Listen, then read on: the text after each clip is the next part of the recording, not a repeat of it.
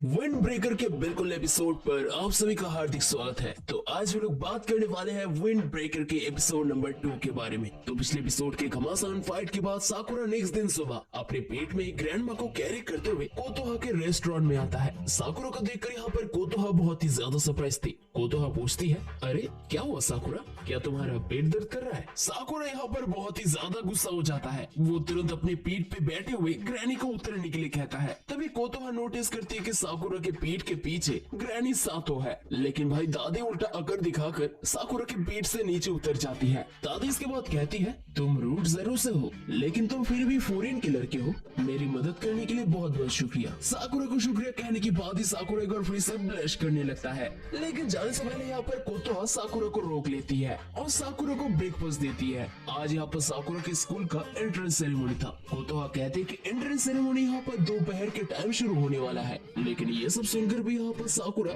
चुपचाप खाते जाता है। लेकिन इसके बाद कोतोहा कहती है, क्या हुआ, क्या तुम एक्साइटेड नहीं हो? साकुरा एक बार फिर से गुस्सा हो जाता है। वो कहता है, मैं बिल्कुल भी एक्साइटेड नहीं हूँ। साकुरा जब यहाँ पर गुस्सा दिखा रहा था तभी अचानक से यहाँ पर रेस्टोरेंट के दरवाजे से कोई यहाँ पर गिरते पड़ते अंदर आता है। वो आते ही यहाँ पर कोतोहा और दादी को गुड मॉर्निंग कहता है। हमें जानने मिलता है कि वो फॉरेन हाई स्कूल का फर्स्ट ईयर का स्टूडेंट है। उसका नाम है आकिहिको निरे। निरे यहाँ पर नए कपड़े पहन के आया था। उसके कपड़े पे अभी भी टैग लगा हुआ था, जिसे नोटिस करने के बाद यहाँ पर साकुरा कहता है, अरे तुम्हारे कपड़े पे तो अभी भी टैग लगा हुआ है। यह सुनकर यहाँ पर निरे बहुत ही ज्यादा शौक हो जाता है। वो अपने पीछे हाथ लगाकर यहाँ पर टैग को हटाने की कोशिश करता है और अपनी पीठ के पीछे से टैग हटाने के टाइम यहाँ पर वो खुद एक बार फिर से गिर जाता है। साकुरा कहता है, क्या ये लड़का भी फॉरेन का है? कोतोहा कहते हैं कि वो दोनों एक ही क्लास में होने वाले हैं। साकुरा को इतना इरिटेट देखकर यहाँ पर नीरे बहुत ही ज्यादा गुस्सा हो जाता है। वो कहता है, इस लड़के से तुम्हारा मतलब क्या है? मैंने तुम्हें इस टाउन पे कभी भी नहीं देखा,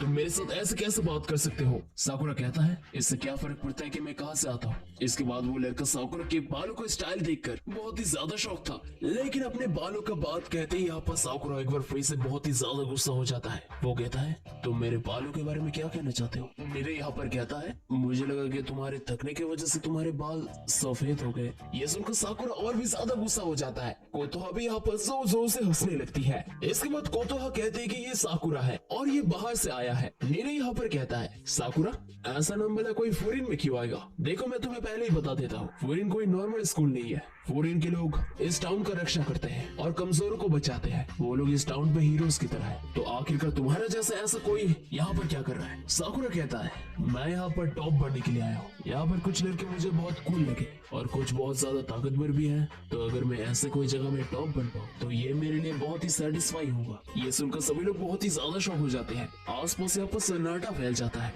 लेकिन इसके बाद नीले कहता है, तुमने जो कहा तुम समझ रहे हो ना, ये इम्पॉसिबल है। ऐसा तो तुम टकले बन जाओगे।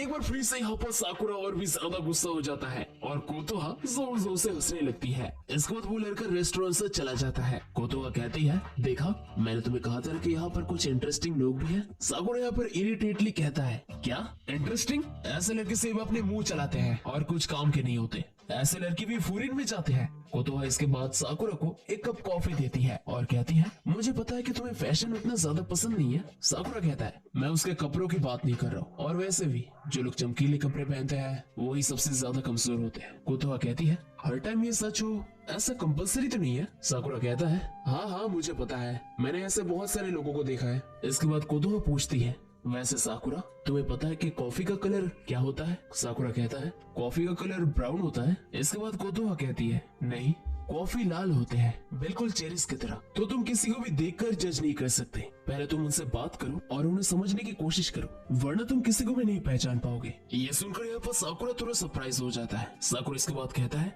क्या इसका मतलब वो लड़का एक अच्छा फाइटर है? कोतोहा कहती है, क्या तुम सिर्फ फाइट के बारे में परवाह करते हो? साकुरा इसके बाद रेस्टोरेंट से बाहर आ जाता है और वो रास्ते से यहाँ पर अकेले अकेले चलते रहता है। लेकिन तभी अचानक से बेकरी वाला आकर साकुरा को कुछ ब्रेड ऑफर करता है, पिछली बार उनके टाउन को बचाने के लिए। साकुरा इसको देखकर बहुत ही ज्यादा शौक था। उसी के साथ साथ वो बेकरी वाला यहाँ पर साकुरा को शुक्रिया कहता है। जिसके बाद साकुरा एक बार फिर से ब्लश करने लगता है। वो शर्म की मारे यहाँ पर बिना ब्रेड लेकर वहाँ से चला जाता है। साकुरा जैसे यहाँ पर आगे जाते हैं, बाकी के दुकान वाले भी यहाँ पर साकुरा को शुक्रिया और बहुत सारी चीजें देने लगते हैं। साकुरा को यहाँ पर कुछ भी समझ नहीं आ रहा था कि आखिरकार ये टाउन वाले ऐसा क्यों है, लेकिन तब अचानक से साकुरा को एक बार फिर से कोतोहा के कहे हुए बातें याद आते हैं। साकुरा जब इन सब के बारे में सोच रही थी तभी अचानक से एक लड़की वहाँ पर आती है और साकुरा से मदद के लिए पूछने लगती है। इसके बाद हमें उस नीरे नाम के लड़की के पास ले जाया जाता है। हमें देखने मिलता है कुछ गैंग वाले लड़के नीरे को यहाँ पर बहुत ही ज्यादा धोबी पछाड़ दे रहा है। उस गैंग का लीडर कहता है, अबे मैं उस लड़की से शांति से बात कर रहा था, लेकिन तुझे तो बीच में आना ही था। हाँ वैसे तूने कहा था कि तू उस फॉरेन का मेंबर है ना, जो इस टाउन का रक्षा करता है, लेकिन देख कर लगता है कि तुझे ही रक्षा करने की जरूरत है। वो लड़के यहाँ पर नीरे को अवॉइड करके टाउन की तरफ जाने लगते हैं, लेकिन नीरे यहाँ पर हार नहीं मानता। वो उन सभी को यहाँ पर रोकने की कोशिश करने लगता है, लेकिन भाई वो लोग काफी ज्यादा पावरफुल थे। वो नीरे को एक लात मार के दूर फेंक देते हैं, लेकिन इसके बावजूद भी नीरे यहाँ पर हार मारने के लिए तैयार नहीं था। वो उन सभी को रोकने के लिए जो हो सके वो करता है और आखिर में जाकर गुस्से में आकर वो लड़का यहाँ पर नीरे का काम खत्म करने ही वाला था, लेकिन तभी अचानक से यहाँ पर साकुरा का एंट्री होता है और वो तेजी से जाकर उस बंदे के मुंह के ऊपर एक बहुत ही जोर का किक मारता है। साकुरा को यहाँ पर देखकर नीरे बहुत ही ज्यादा शौक था। नीरे पूछता है, आखिरकार तुमने क्यों बचाया मुझे? साकुरा को अकेले देखकर सभी लोग बहुत ही ज्यादा शौक थे। साकुरा इसके बाद कहता है, क्या मैंने तुम्हें बचाया? देखो गलत मत सोचना, मैं यहाँ पर इसलिए आया हूँ क्योंकि जो लोग ताकतवर होने का एक्टिंग करते हैं मुझे उन लोगों से घृणा आती है। ये बात सुनकर यहाँ पर वो लड़के बहुत ही ज्यादा गुस्सा हो जाते हैं।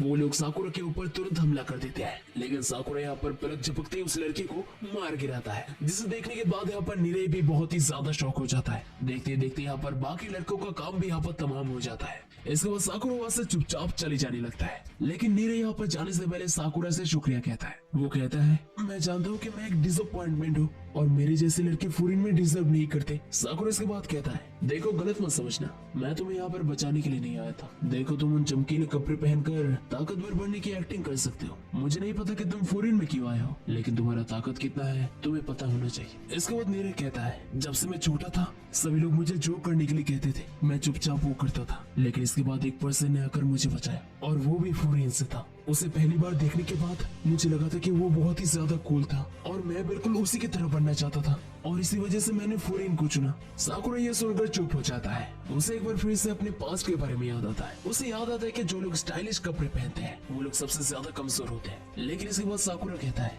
देखो तुम पहले से लड़ नहीं सकते, अभी बच्चों की तरह रो मत, इससे तुम और भी ज्यादा कमजोर दिखोगे, लेकिन मैं मानता हूँ कि तुम उतना भी ज्यादा कमजोर नहीं हो। इसके बाद एक बार फिर से वही लड़की आती है जो साकुरा को बुलाने के लिए आई थी। वो लड़की यहाँ पर सबसे पहले नीरे को शुक्रिया कहती है और इसके बाद वो साकुरा को भी शुक्रिया कहती है। शुक्रिया सुनने के बाद साकुरा एक बार फिर से ब्लश करने लगता है, लेकिन इसके बाद साकुरा वहाँ से चुपचाप जाने लगता है, लेकिन तभी एक बार फिर से नीरे उसे रोक लेता है। वो अपने पॉकेट से यहाँ पर एक डायरी निकालता है और इसके बाद वो साकुरा का height, weight, blood type, birthday, hobby सब के बारे में पूछने लगता है। साकुरा ये सब सुनकर बहुत ही ज्यादा शौक था। साकुरा पूछता है, अबे तू मुझसे ये सब क्यों पूछ रहा है? नीरे कहता है, तो मुझे लोगों के बारे में इंफॉर्मेशन कलेक्ट करने का शौक है। साकुरा कहता है, हाँ जो भी हो, तुझे जो करना है वो कर ले। इसके बाद नीरे कहता है, ठीक है फिर तो मैं आपको सिटी के आसपास दिखा देता हूँ। साकुरा इसको सुनकर कहता है, क्या तुझे लगता है कि मैं स्कूल में जाने का रास्ता नहीं जानता? नीरे कहता है, नहीं मैं वो कहना नहीं चाहता था, मैं लड़ाई में जरूर यूजफुल नहीं हूँ, लेकिन मुझे यहाँ के सभी के बारे में पता है, सभी नीचे से लेकर एकदम टॉप तक। ये सुनकर साकुरा बहुत ही ज्यादा सरप्राइज हो जाता है। इसके बाद नीरे यहाँ पर साकुरा के हाथ पकड़ के साकुरा को घसीट के